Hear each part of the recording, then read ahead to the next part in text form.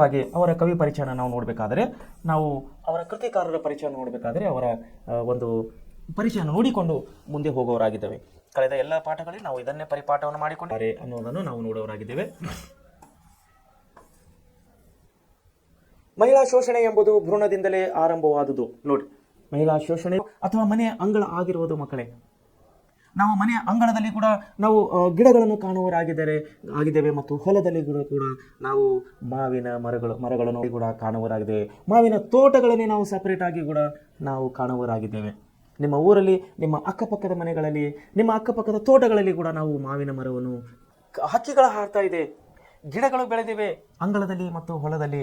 ಚಿಟ್ಟೆ, ಬಟ್ಟೆಯ ಮೇಲೆ ಬಣ್ಣದ ಚಿಟ್ಟೆ, ಚಿತ್ತಾರ ಬಿಡಿಸಿದ ನವಿಲು ಹೇಗಿರ್ತೀರಿ? ನವಿಲು ಮುಖವನ್ನು ತೆರೆದಾಗ ಚಿತ್ರ ಚಿತ್ರ ಚಿತ್ರ ಎಲ್ಲ ಬಣ್ಣಗಳಲ್ಲಿ, ಅಂದರೆ ಆಕಾಶದ ಕಾಮನ ಬಿಲ್ಲುವಿನಲ್ಲಿ ಇರುವಂತಹ 7 ಬಣ್ಣಗಳು ನಾವು ನವಿಲಿನ